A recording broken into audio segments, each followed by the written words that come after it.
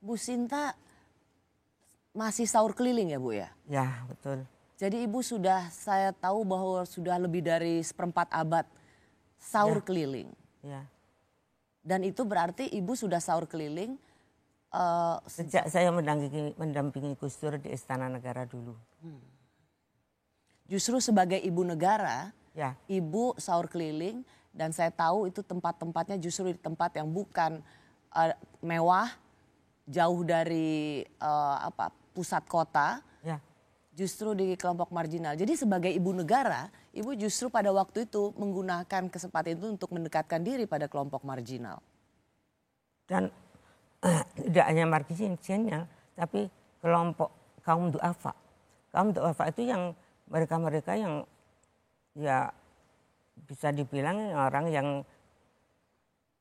terpinggirkan ya. Tidak hanya marginal yang terpinggirkan, tapi mereka yang membutuhkan segala sesuatunya itu betul-betul dalam keadaan yang betul-betul dibutuhkan.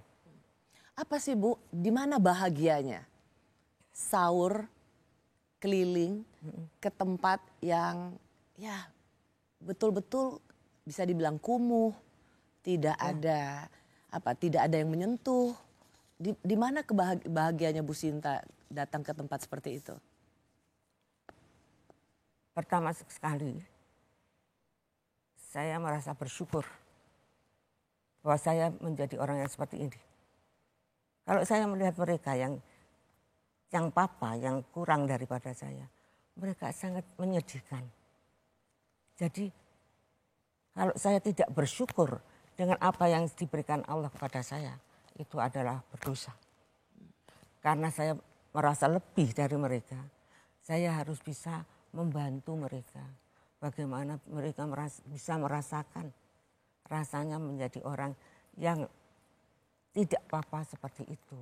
Bayangkan kalau saya bersahur bersama kuli-kuli bangunan ya waktu itu pertama kali. Kuli-kuli bangunan? Ya, saya akan bersahur di kolong jembatan bersama mereka.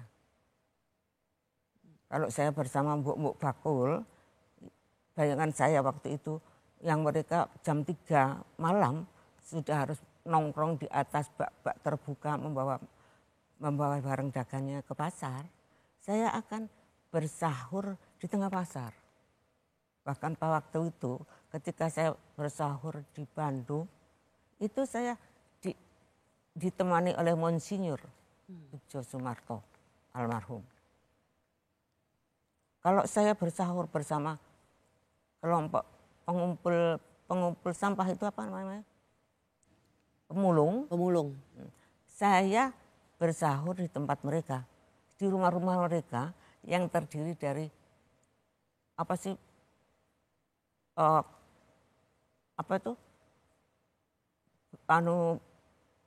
terpal atau apa itu di situ.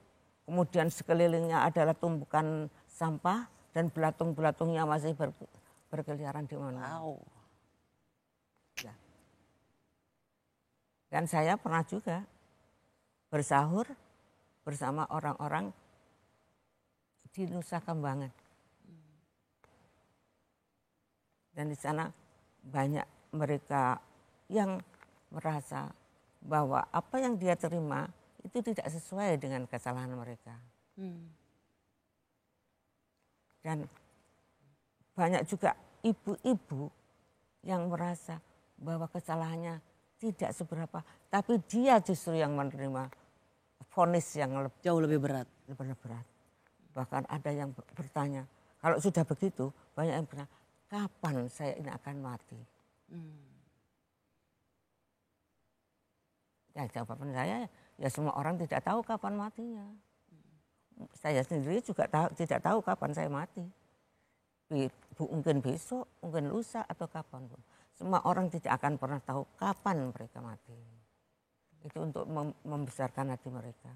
Jadi yang paling penting adalah mendekatkan diri kepada Tuhan. Mohon pertolongan, bertobat agar ketika kita diambil nyawa kita, kita sudah dalam keadaan yang baik.